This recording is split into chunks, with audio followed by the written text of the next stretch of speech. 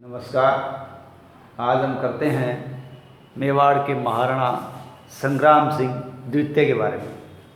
देखिए, मेवाड़ के महाराणा संग्राम सिंह का कार्यकाल है 1710 से 1734। इन्होंने उदयपुर के अंदर सहेलियों की बाड़ी या बगीचे का निर्माण करवाया। ठीक है, ये यहाँ का उदयपुर का एक महत्वपूर्ण पर्यटक स्थल है। साथ ही साथ इन्होंने सीसारमा उदयपुर का एक क्षेत्र है, वहाँ पर वेदनाथ मंदिर का निर्माण करवाया। ठीक है, किसका निर्माण करवाया? वेदनाथ मंदिर का निर्माण करवाया और वहीं पर वेदनाथ प्रशस्ति अंकित करवाई। वेदनाथ प्रशस्ति से हमें मेवाड़ के शासकों की जानकारी मिलती है और रूप भट्ट है वो इस वेदनाथ प्रशस्ति का रचनाकार था। महाराणा संग्राम सिंह के समय की महत्वपूर्ण घटना माने तो वो है राजस्थान में मराठा आक्रमण की शुरुआत। ठीक है, यानी ध्यान रखें, राजस्थान के अंदर मराठा आक्रमण की शुरुआत हुई है। उस समय मेवाड़ के महाराणा कौन है? संग्राम सिंह द्वितीय। देखिए, मराठों ने राजस्थान में सबसे पहले 1734 के लगभग बूंदी राज्य में प्रवेश किया था। इस प्रकार मराठों के द्वारा हस्तक्षेप की जाने वाली पहली रियासत कौन सी बनी? बूंदी। ठीक है, और इसके बाद मराठों का आक्रमण का सिलसिला लगातार जारी रहा। संग्राम सिंह ने लगभग 18 युद्ध लड़े और कहते हैं अपने राज्य को सुरक्षित भी रखा और उसे आगे बढ़ाने में भी अपना योगदान दिया था। और अन्य महत्वपूर्ण इनके समय की घटना मानी जाती है तो वो है हुरडा सम्मेलन की योजना। ध्यान रखें, हुरडा भीलवाड़ा का क्षेत्र है। वहाँ पर मराठों के खिलाफ राजपूती रियासतों को एक करने के लिए, उनको एकजुट करने के लिए हुरडा सम्मेलन बुलाने की योजना बनाई थी। किसने? महाराणा संग्राम सिंह द्वितीय ने। लेकिन दुर्भाग्य से इस सम्मेलन को होने से पहले ही संग्राम सिंह द्वितीय की मृत्यु हो गई। ठीक है, तब इनके बाद शासक बने महाराणा जगत सिंह।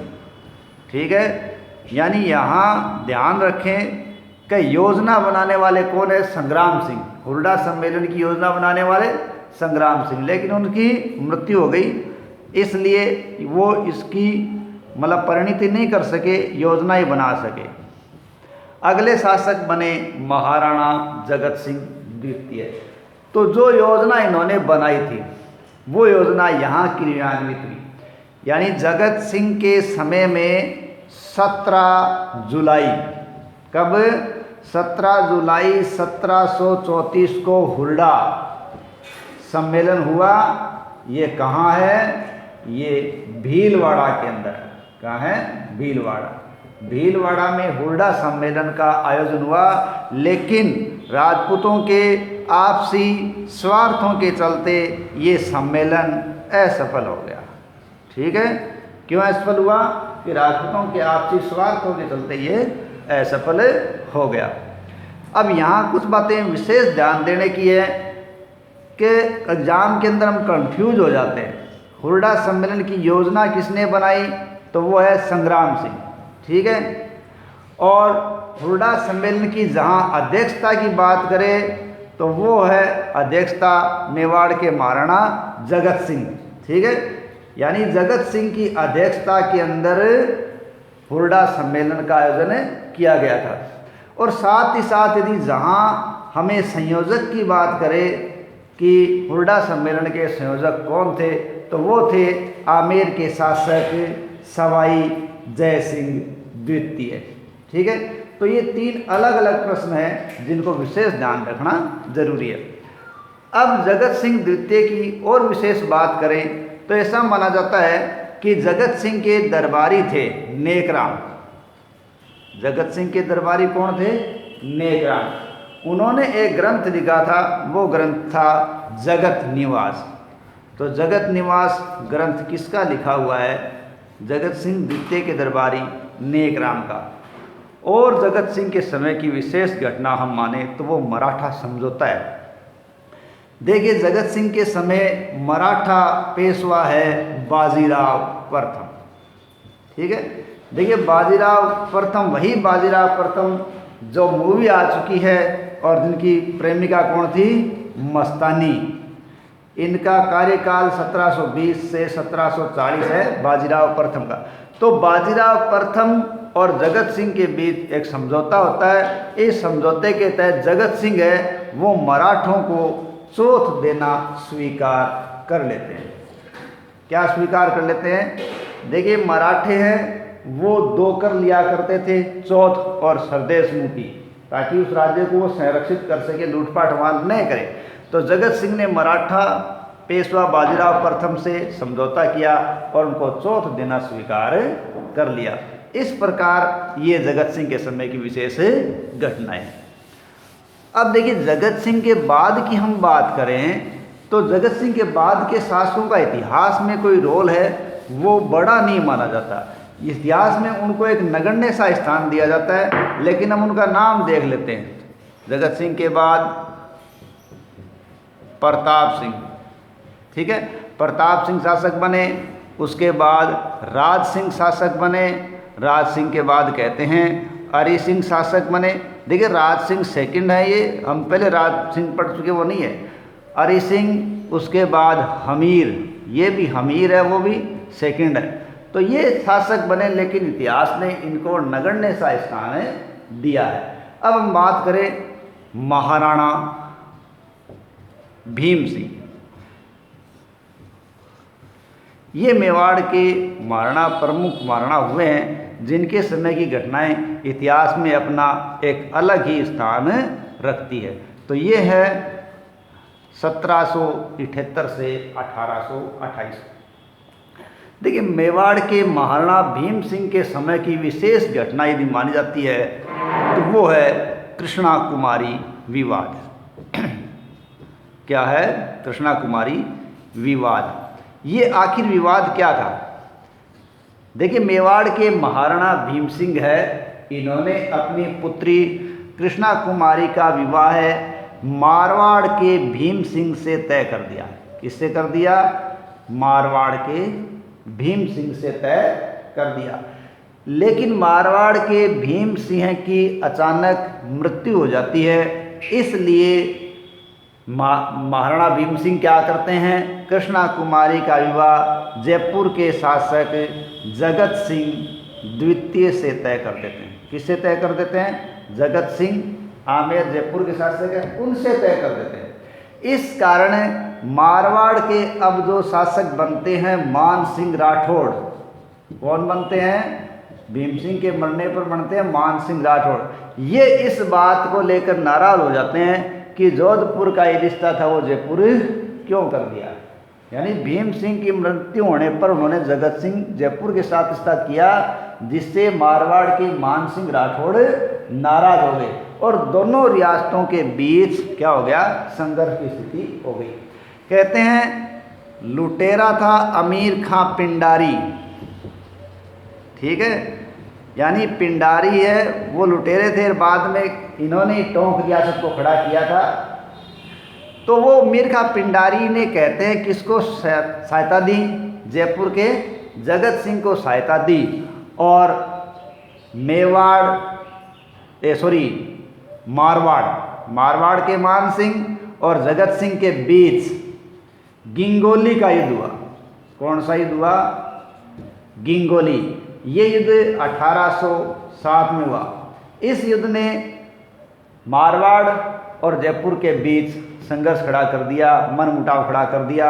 हालांकि इस युद्ध के अंदर मान सिंह की हार हो गई और कौन जीत गए? जगत सिंह।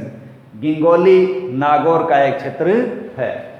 तो इस प्रकार गिंगोली के क्षेत्र में या गिंगोली के युद्ध में जगत सिंह की जीत हो जाती है और मान सिंह की हार हो जाती है। और इस युद्ध में जयपुर को किसका सहयोग मिलता है? अमीर खां पिंडारी या पिंडारियों का सहयोग मिलता है। इस बात से विवाद ज़्यादा बढ़ जाता है और बाद में कहते हैं कि भीम सिंह को अमीर खां पिंडारी वगैरह ये सलाह देते हैं कि इन तीनों रियासतों को एक करने के लिए, किसको, मेवाड़, मारवाड़ और जयपुर को एक तख्त में बांधे रखने के लिए किसको सल्टाया जाए, कृष्णा कुमारी को सल्टा दिया जाए, क्योंकि विवाद इसकी वजह से हो रहा था। अब कुछ के अनुसार भीम सिंह ने अपनी पुत्री को जहर दे दिया 1810 में, जबकि कुछ कहते हैं कृष्णा कुमारी ने इस विवाद को समाप्त करने के लिए खुद ही जहर खाकर आत्महत्या कर ली। इस प्रकार ये कृष्णा कुमारी के निधन के साथ या जहर खाने के साथ ही विवाद समाप्त हुआ था। अब इन घटनाक्रमों से मेवाड़ ग्रह कलह के अंदर फंस गया। अब इस ग्रह कलह से मेवाड़ के महाराणा परेशान थे और अंत में क्या हुआ, उन्होंने जनवरी 1818 में अंग्रेज़ों से संधि कर ली। इस प्रकार मेवाड़ की रियासत का खुद का जो एक स्वतंत्र अस्तित्व था वो यहाँ लगभग समाप्त हो गया और एक अंग्रेज़ों की सहायक संधि की रियासत के तहत रियासत रहने लगी और अंग्रेज़ों के संरक्षण में बाद में मेवाड़ ने विकास और उत्तरोत्तर प्रगति की है। तो ये महाराणा भीम सिंह के साथ लगभग मेवाड़ की स्वतंत्रता का इतिहास समाप्त हो जाता है, क्योंकि राजस्थान के अंदर 1818 जो सन है वो विशेष महत्व रखते हुए इस समय कंपनी ने राजस्थान की अनेक रियासतों से संधियां करके उनको अपने अधीन कर लिया था। अब हम ये यहाँ अपनी एक तरह से मेवाड़ का इतिहास समाप्त होता है, लेकिन हम इसके बाद के कुछ राजाओं की हमें जानकारी लेनी जरूरी है। बहुत छोटी छोटी जानकारी पढ़ लेंगे। एक नाम लेते हैं हम स्वरूप सिंह, ठीक है, क्योंकि ये ऐसे प्रश्न है जो हमें बहुत से कंपटीशनों में देखने को मिलते हैं। मेवाड़ के महाराणा स्वरूप सिंह ये वो शासक है जो 1857 की क्रांति के समय थे और 1857 की क्रांति को दबाने के लिए अंग्रेज़ों का साथ दिया था और बाहर भी लड़ने के लिए गए। हमें अक्सर देखने को मिलता है 1857 की क्रांति के समय मेवाड़ के शासक कौन थे, स्वरूप सिंह, ठीक है, ध्यान रखें। इसके बाद विशेष शासक के रूप में हम देखते हैं मेवाड़ के महाराणा फतेह सिंह। देखो इसके समय की विशेष घटना है 1903 में दिल्ली दरबार, ठीक है, लॉर्ड कर्जन ने दिल्ली दरबार का आयोजन किया था और फतेह सिंह उस दिल्ली दरबार में जा रहे थे, लेकिन केसरी सिंह बारठ जो कवि थे, क्रांतिकारी थे, उन केसरी सिंह बारठ ने इनको चेतावनी रा चुंगटिया रचना लिख के दी, जिसके कारण इन्होंने दरबार में शामिल होने से इनकार कर दिया। और इस प्रकार कहते हैं इस घटना के बाद मेवाड़ के महाराणा फतेह सिंह ने क्रांतिकारियों को सहायता देना भी शुरू कर दिया था, ठीक है। अब देखते हैं भूपाल सिंह। तो ये मेवाड़ के महाराणा भूपाल सिंह है जो स्वतंत्रता के समय मेवाड़ के शासक है। यानी अब इसका महत्वपूर्ण प्रश्न क्या बनता है, भारत की आज़ादी के समय स्वतंत्रता के समय मेवाड़ के महाराणा कौन थे, तो वो थे भोपाल सिंह, ठीक है। और जब राजस्थान के एकीकरण की प्रक्रिया चल रही थी, उस एकीकरण में जब वृहद राजस्थान का गठन हुआ, किसका, वृहद राजस्थान का गठन हुआ, तो उसके प्रमुख कौन बनाए गए, महाराणा भोपाल सिंह बनाए गए। तो ये कुछ विशेष प्रश्न हैं जो हमें अक्सर कंपटीशनों के अंदर देखने को मिलते हैं, इसलिए मैंने स्वरूप सिंह को 1857 की क्रांति के साथ, फतेह सिंह को 1903 में दिल्ली दरबार के साथ और भोपाल सिंह को स्वतंत्रता एकीकरण के साथ आपको थोड़ा थोड़ा बताने का प्रयास किया है। धन्यवाद।